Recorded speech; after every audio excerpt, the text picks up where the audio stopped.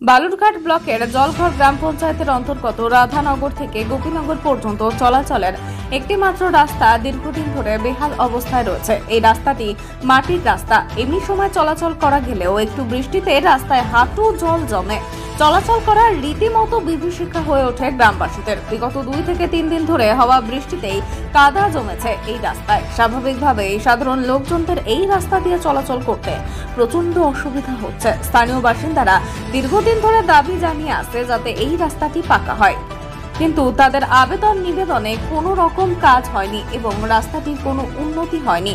স্থানীয় সূত্রে জানা গিয়েছে, জলঘর থেকে রাধানগর হয়ে গোপীনগর যাওয়ার রাস্তাটি অনেকটাই পাকা হয়ে গেছে, তবে এখনো প্রায় 2 কিলোমিটার রাস্তা মাটির। এর ফলে সামান্য বৃষ্টি হলে এই রাস্তা দিয়ে যাতায়াত করাটা খুবই কঠিন হয়ে পড়ে। গ্রামবাসীরা একাধিকবার এই নিয়ে স্থানীয় বিডিও অফিস ও জেলা প্রশাসনকে জানিয়েছেন, তবে আখেরের এই রাস্তার উন্নতি কিছুই হয়নি। প্রতিদিন এই রাস্তা দিয়ে শহরে আসেন কয়েক হাজার মানুষ।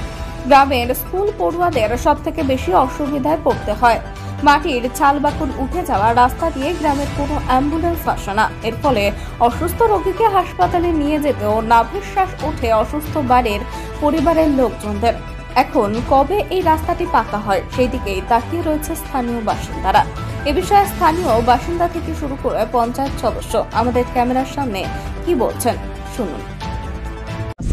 রাধানগর, গঙ্গাসাগর, গোপীনগর, চককাশি, এগুলো রাধানগর পুরাটাই যাওয়া রাস্তাটা ভেঙে চুরে শেষ। এই রাস্তাটা হাটটা আমাদের মেন, যে হাটের মধ্যে যে লোকজন আসে আমাদের প্রত্যেক দিনই পড়ে, আর সপ্তাহে 2টা হাট, কারণ এই রাস্তা কোনো চলাফেরা মুশকিল। এই রাস্তাটা করার খুব দরকার। বৃষ্টি হলে কি হয়? বৃষ্টি হলে কোনো রকম চলাচল সব বন্ধ হয়ে যায়। এমনিতেও এখনই তো অবস্থা খারাপ, অল্প বৃষ্টি কি হয়? বৃষ্টি হলে কাদা, এমনি যে গর্ত, রাস্তা ভেঙে পড়ছে, এক সাইডে ভেঙে রেখেছে। কোথা থেকে কোথায় রাস্তাটা গেছে? রাস্তাটা রাধানগর অব্দি গেছে, ওখানে 1.5 কিলোমিটার। এখান থেকে করলে পরে পাকা রাস্তা হয়ে যাবে। ওই সাইডে করে দিচ্ছে পাকা রাস্তা, এখান থেকে 1.5 কিলোমিটার বাকি আছে। কতদিন ধরে রাস্তাটা? অনেক দিন। এখানে রাস্তা ওই সাইডে 1.5 কিলোমিটার হয়ে গেছে, এখনও তো এদিকে কোনো মোটামুটি 5 বছর ধরে একই চলতে আছে, 5 বছরের বেশি। এই রাস্তা টোটাল গ্রামের লোক যাতায়াত করে, 20-22টা গ্রাম আছে। আগে আমাদের এখানে বিমান প্রধান বলা হলো রাস্তা হয়ে যাবে।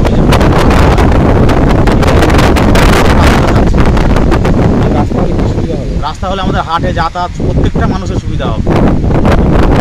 প্রত্যেকটা লোক 20-22টা গ্রাম ওই সাইডে, এই সাইডে গ্রাম যাতায়াত অনেক ঘুরতে হয়, রাস্তাটা পড়ে যায়। আমার নাম সঞ্জয় রবিদাস, জলঘর বাড়ি, থানা বালুরঘাট। বলার বলতে ওই রাস্তাটা অতি সত্বর নতুন করে করা উচিত, কারণ 8-10টা মৌজা জলঘরের সঙ্গে যুক্ত এবং জলঘর আমাদের এই এলাকায় বিশাল হাট, সপ্তাহে 2 দিন হাট হয় এবং ওই এলাকার যত উৎপাদিত কৃষি পণ্য আমরা জলঘর হাটে বিক্রি করি। যদি বৃষ্টি হয় আর আমরা ওই জলঘর হাটে যেতে পারি না, কারণ জল রাস্তার উপরে জল জমে থেকে কাদায় একদম সাইকেল, মোটর সাইকেল কোনো কিছুই চলে না। ফলে আমরা এই বর্ষাকালে এমন দুর্ভোগে পড়ি যে, আর ওই এলাকায় ছেলে মেয়েরাও স্কুলে যাতায়াত করার পক্ষে খুবই মুশকিল। সেই জন্য আমরা প্রশাসনের কাছে ইতিপূর্বে অনেকবার দাবি দাওয়া রেখেছি, কিন্তু প্রশাসন কোনো কর্ণপাত করেনি। তাই আমরা এই সংবাদপত্রের মাধ্যমে জানাতে চাই ঊর্ধ্বতন কর্তৃপক্ষকে, যাতে ওই রাস্তাটা অতি সত্বর নির্মাণ করা যেন হয়। কোন কোন গ্রাম এই রাস্তার মধ্যে এই রাস্তাটার সঙ্গে সংযোগ রেখেছে? গোপীনগর, রাধানগর, গঙ্গাসাগর, চককাশি এবং ভাটশালা, ফতেপুর, বাদমুল্লুক, এইসব মৌজাগুলো পুরোপুরি ওই রাস্তার উপরে নির্ভরশীল ওই এলাকার জনগণের। কি চাচ্ছেন এখন আপনারা? এটা রাস্তাটা নতুন করে নির্মাণ হোক। আপনারা পঞ্চায়েতে জানিয়েছিলেন? আমরা পঞ্চায়েতে জানিয়েছি, বিডিও অফিসে জানিয়েছি, জেলা পরিষদে জানিয়েছি, কেউ কোনো কর্ণপাত করেনি। আপনার নাম? আমার নাম বাদল সিংহ, পঞ্চায়েত সদস্য, জলঘর গ্রাম পঞ্চায়েত।